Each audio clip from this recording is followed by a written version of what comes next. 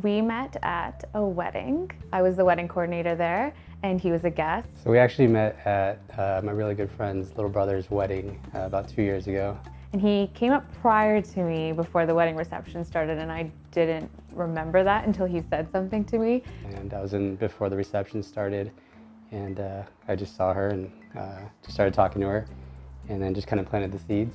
While the reception was going on, he said, you did a great job tonight, and we just started talking a little bit. And then went back to her a little bit later, after dancing had started, and asked her if she wanted to have a drink. He asked for my number, I gave it to him. She said no. And then I was at my condo in Toronto, and one of my girlfriends came over. I told her, I was like, I met this guy, he never called me back, asked for my number, I don't know what happened. And she said, weren't you the wedding planner? Don't you have the seating chart? I remember, thinking to myself that she's really attractive, and she reminded me of like an Indian actress or something, so. And we had a couple glasses of wine, so we started looking through the seating chart, and I looked him up on Facebook and added him, and then he messaged me, and we finally got to talk. So it was in Italy. It was in a little town of Amalfi, and so basically what I did was...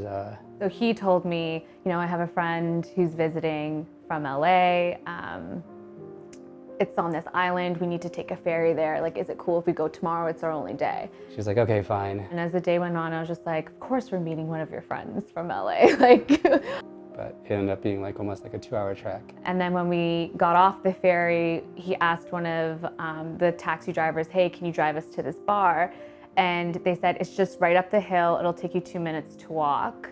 And so we had to get to this little town, and then we had to hike for, I don't know, about 30 minutes. So we started walking up the hill, and we're both hungry and hot, and we're really getting irritated with each other. And I turned around to him and I said, why didn't we do this on Wednesday? We're coming back to this island anyways. And he goes, well, that would have been good to know. She was just complaining the entire way. She was sweating, I was sweating. And I turned around and I said to him, that's rude. And I started walking up ahead of him. And by this time, we were already an hour and a half late from when I was supposed to meet the photographer there. And we're trying to find this bar, so we get on top of this bridge, and there's a photographer standing there, and he goes to me. We had a little signal. He'd come up to me and say, it's a beautiful day, right? And I looked at him and I go, no, it's 100 degrees outside. And I just started laughing, and then he went off to the side, and then I kind of walked up to the ledge.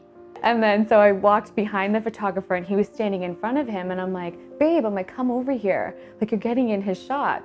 Didn't know that it was actually our photographer, so then just got on down one knee and proposed. And he holds my hand and he goes, okay, so we're really not here to see my friend. And I started crying because I was like, I went out loud, I'm like, oh my God, it's happening. And then I felt bad. Part of me was crying because I was so happy, and the second part of me was crying was because I was so mad at him before, and I realized what he was probably going through was he was probably stressed and wanted to make sure that everything went okay, but it was perfect.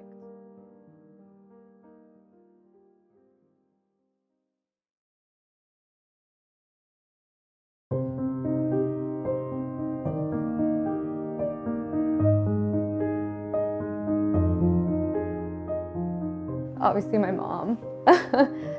My mom, my dad, my sister's been my best friend, she's my maid of honor. She's a great mother, yeah, and my niece, I'm gonna miss her a lot. She's the entertainment, she's the fun, yeah.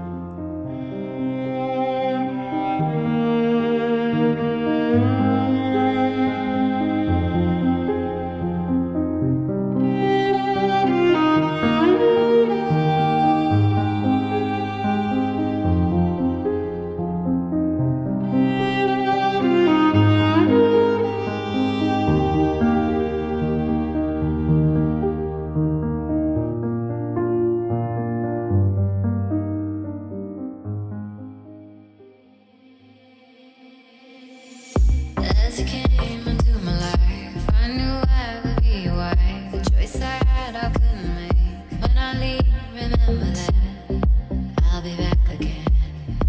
I'll be back again. Touch of heart, kiss of fate. Open palms that dissipate. Carry me through the haze.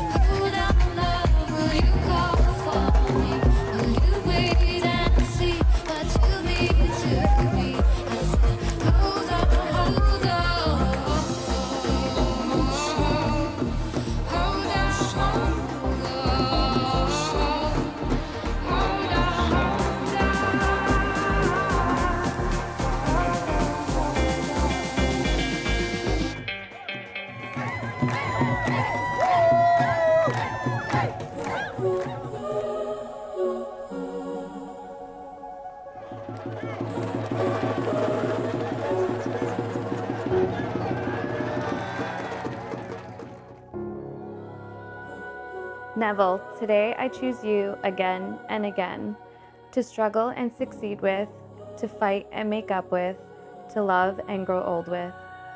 Today I choose you, knowing that there are still paths we must travel, knowing that there are mountains left to climb. I promise not to only love you, but to love your family like they are my own. Wherever you live, I will promise to make my home. And I promise in the next chapter of our lives, like now, that no matter the distance between us, I will always find my way back to you.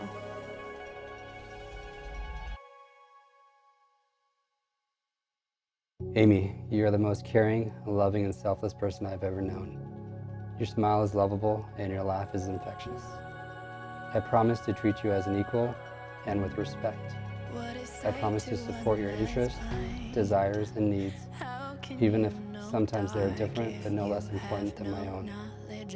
I promise to listen, to hear, and to always consider your thoughts and feelings as we travel on this journey together. I promise to always be your biggest fan and your partner through this adventure. I promise to create and support a family with you, in a house filled with laughter, patience, understanding, and love. I vow to be a loving husband and an amazing father to our children. Amy, today, I'm a better man because of you. I can't wait to start our lives together. I love you.